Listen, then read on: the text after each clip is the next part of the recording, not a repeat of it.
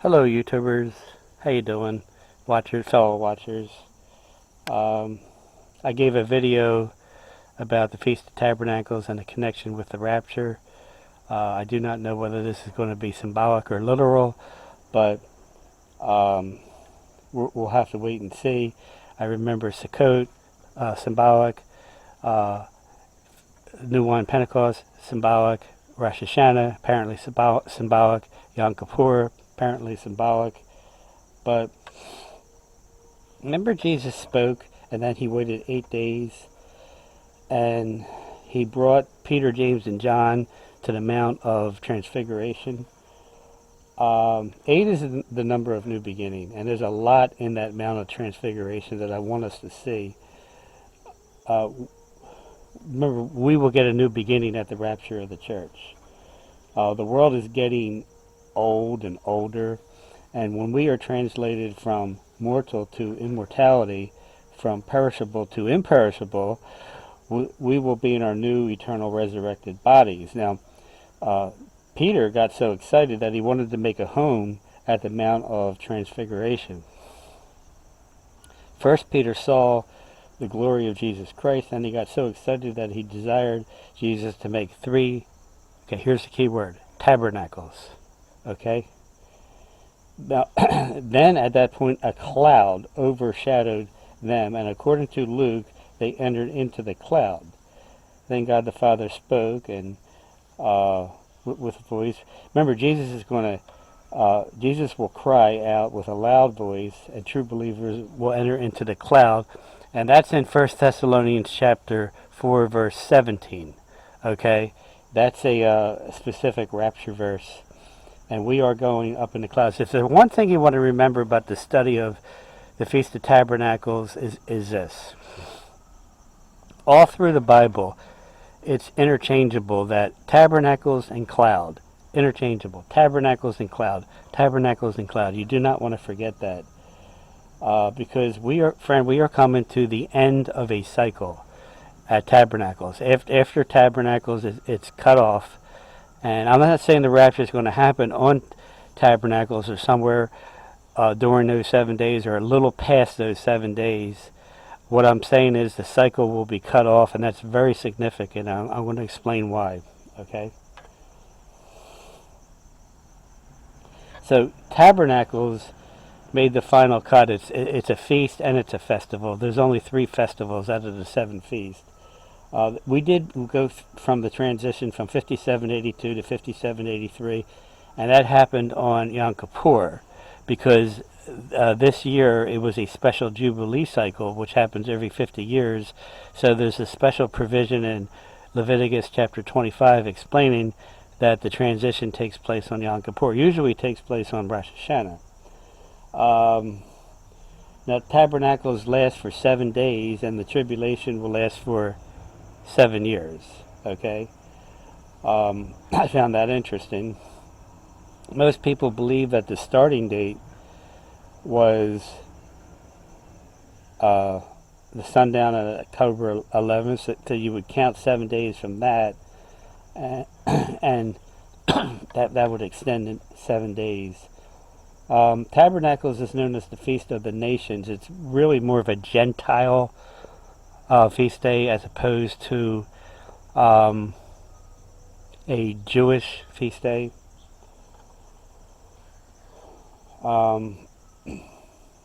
It does involve Israel, but it mainly involves all the nations. And a good verse to look at would be Zechariah 14:6. And I'm going to go over a lot of these verses pretty fast. This is going to be a rather fast video. It's not going to be long, but every point that I make is going to be pertinent. Zechariah 14:6 says, during the millennium, all the nations will have to give homage to Jesus Christ on the Feast of Tabernacles. This is more of a Gentile thing.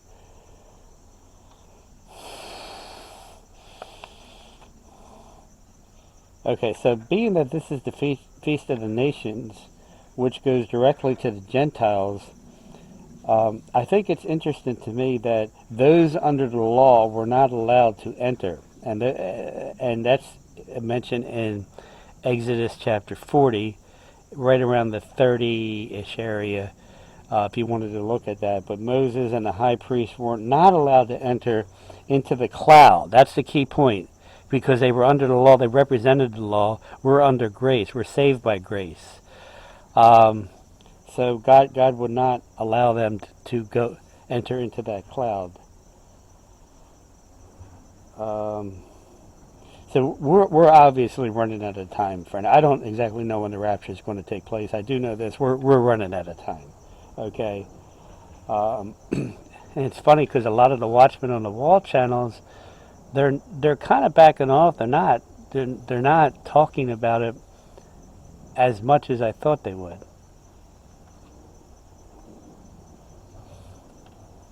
Now, back when they celebrated the Feast of Tabernacles, I think it's interesting that they would ascend 15 steps, and one of the chapters they would read is Psalm chapter 18. And when they ascended up to the 15 steps on the east side,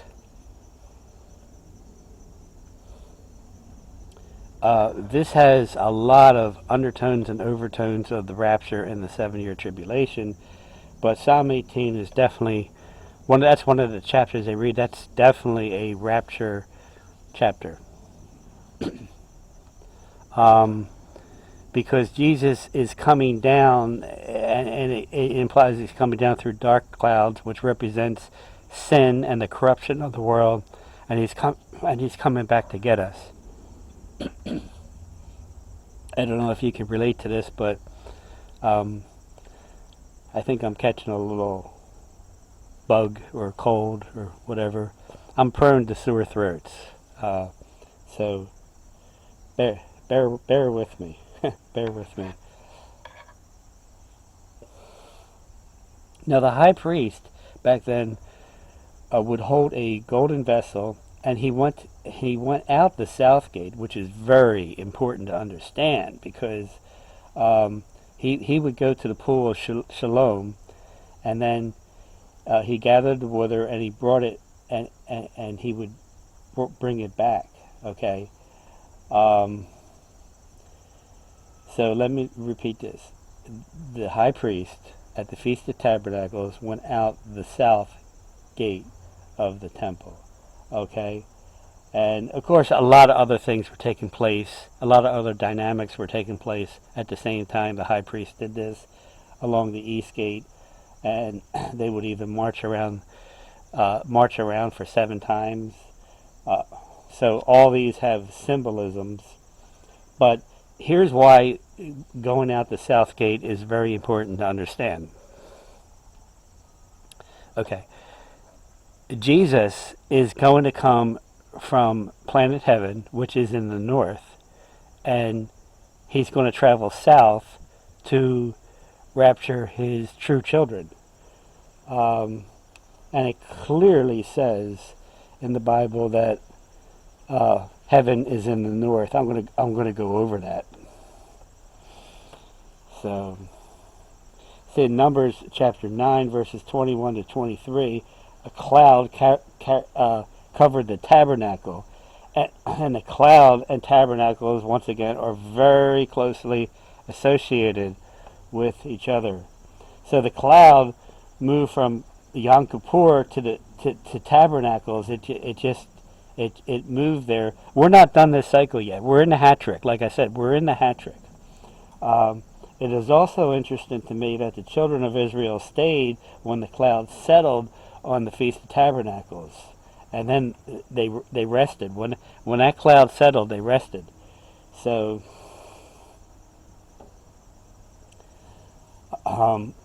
okay. Now, I explained in the last video that the verdict of judgment was deliberated at Yom Kippur, and I kind of gave my 2 cents that, well, if the verdict was rendered, that doesn't sound like judgment itself, okay? And there's a verse in Ecclesiastes chapter 8 that says that the actual judgment doesn't go out with speed. It just, there was a verdict rendered. I have no idea how long that time space will be. But so just a reminder, that great verse in Zechariah 14:16 where it talks about the 1,000-year rule, all the nations will give homage to Jesus Christ in Jerusalem during the Feast of Tabernacles. This is a Gentile feast and festival.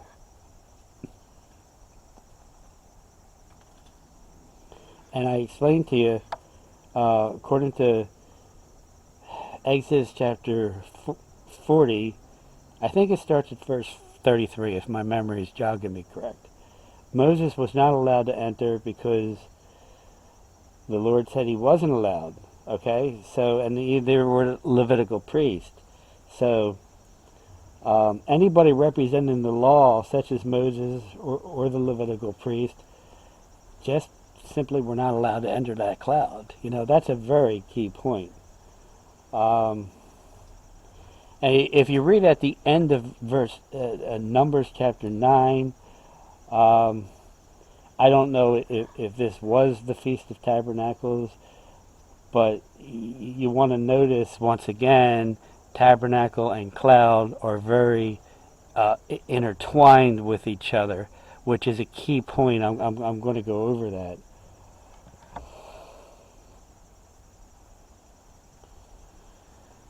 Now, you know, I want to explain myself that planet heaven's a planet, by the way. Paradise is the universe. Heaven is a planet. Okay, this is in the north. Remember the devil got very ambitious and he wanted to usurp the throne of God? Remember in Isaiah chapter 14, verse 13, he said, I will sit also upon the mount of the congregation in the sides of the north. So, it's interesting that a lot of technology is named north, and then they will go into their specific rendition. But see, it's because the devil wants to copy Jesus Christ. Now let's go over 1 Thessalonians 4:16 through 18, specifically the rapture verse, because I have looked at other versions. I'll just name 4 versions, okay? The King James Bible, the NIV, the New American Standard, and the Amplifier. They all use the word clouds when we're going to be raptured in verse 17. So it says, shall be caught up together with them in the clouds to meet the Lord in the air. Wow, wow. You know, clouds, tabernacles, clouds, maybe. Okay, we're going to have to find out. Now let me review one more time Luke chapter 9. I think it starts right around the late 20s, and that portion. He spoke, and it took Jesus 8 days. He was talking about some spiritual truths. Then he took Peter, James, and John to the Mount of Transfiguration. And here's the key verse that I remember in verse, I think it's right around verse 34. There came a cloud and overshadowed them, and they entered into the cloud. That's what's going to happen at the rapture of the church. Okay?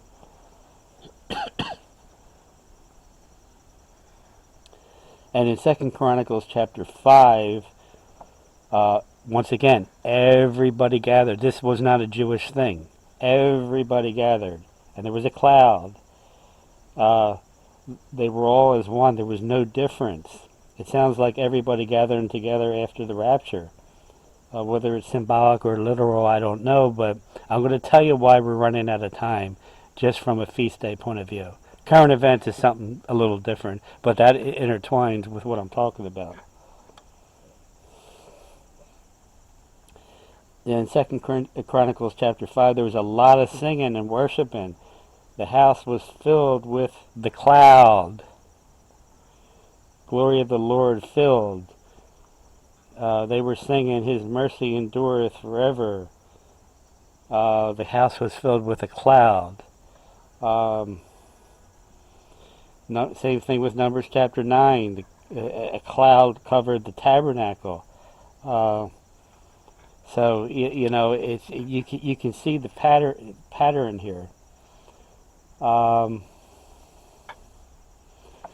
Now let me just go back one more time to Luke chapter 9, because this Mount of Transfiguration is very important. Um,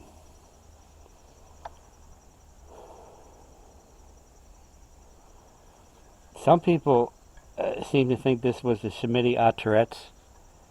Um, I'm not theological enough to understand if this was or if it wasn't, but if that's the case, wow, then there's really a connection. Um, and I just think it's remarkable that Peter said, let's just make 3 tabernacles, man. And you see this once again, this pattern, this interchangeable pattern, intertwine, cloud, um, tabernacles.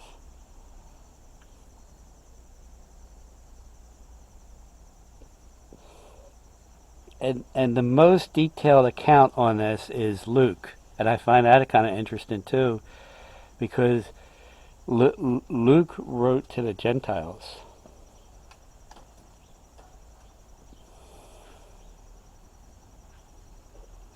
Okay, I'm going to end this. I don't want to make this video too long.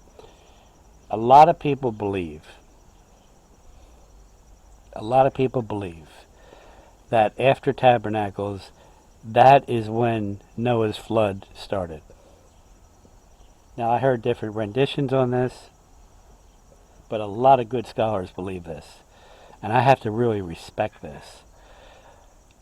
If that's the case, grace ends and law and judgment begin. So there is no doubt in my mind, whether the rapture takes place or whether it does not take place, that we, after Tabernacles and maybe a couple of days after that, because Jesus took them to the Mount of Transfiguration 8 days later. So there is no doubt in my mind that after this whole thing ends, we are headed into a new cycle, and according to a lot of good theologians, after Tabernacles, that's when Noah's flood began. So